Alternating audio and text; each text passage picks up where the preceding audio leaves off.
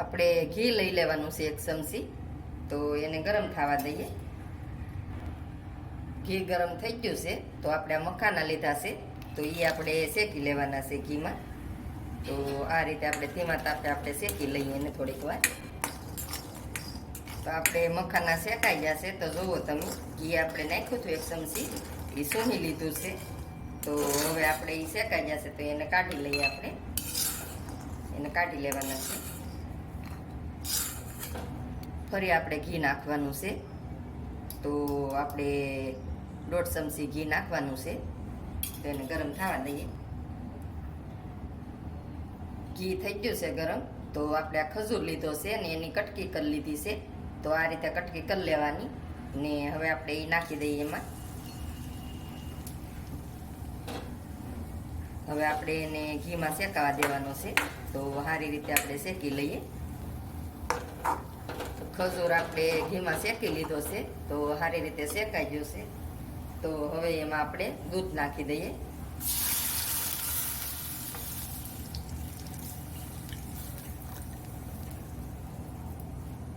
હવે આપણે દૂધ નાખી દીધું છે તો હવે સારી રીતે આપણે મિક્સ કરી લઈએ. હવે દૂધ ને ખજૂર આપણે મિક્સ થઈ ગયું છે જુઓ તમે. તો હવે આપણે એમાં ખાંડ નાખી દઈએ. તો આપણે જે પ્રમાણે ગળ્યું ખાવું હોય એ પ્રમાણે ખાંડ નાખવાની.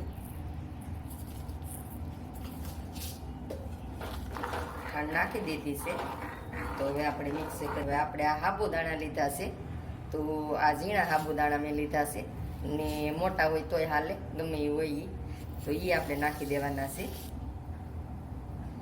ને હવે એને આપણે પાકવા દઈએ. તો આ રીતે આપણે હલાવતું રહેવાનું છે, એટલે હલાવતા રહીએ એટલે સારી રીતે પાકી જાય. હવે આપણે આ જાયફળ લીધું છે તો જાયફળ આમાં ખમણી લઈએ. આપણે એળસી તો નાખતા જ હોય બધાય ખીરમાં ને બધી વસ્તુમાં, તો જાયફળ નાખીને ટ્રાય મારજો, બહુ સરસ લાગે.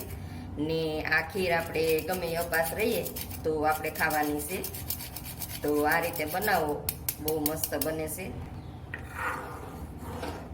અટાણે નોરતા હાલે છે તો અપાસ આપણે રહેતા હોય તો આપણે આ રીતે બનાવવાની. હવે આપણે પાકવા દેવાની છે. તો આ રીતે આપણે હલાવતું જ રહેવાનું છે. બની ગઈ છે આપણે સાબુદાણાની ખીર. તો ખજૂરની ને સાબુદાણાની, જો સાબુદાણા ફૂલી ગયા છે તો અસલ બની ગઈ છે. એટલે હવે આપણે આ મખાના શેકા હતા એ નાખી દઈએ. મિક્સ કરી લઈએ. તમે ખાઓ તો આપણે ભૂખે ન લાગે ને બીજું ખાવાની જરૂર ન પડે. હવે આપણે આ ઝીણું ટોપરું છે તો એ નાખી દઈએ ઉપર, એટલે મસ્ત ટેસ્ટ આવે. આપણે ખજૂરની કટકી છે તો આ ઈ ઉપર નાખીએ. તો જો આપણે બની ગઈ છે ખીર સાબુદાણાની. તો બહુ મસ્ત બને છે ને આ રીતે બનાવો, બહુ સરસ બને છે. જુઓ તમે, ખજૂરની ને સાબુદાણાની ખીર બનાવી છે આપણે. તો ગમે એ વ્રતમાં તમે ખાઈ શકો.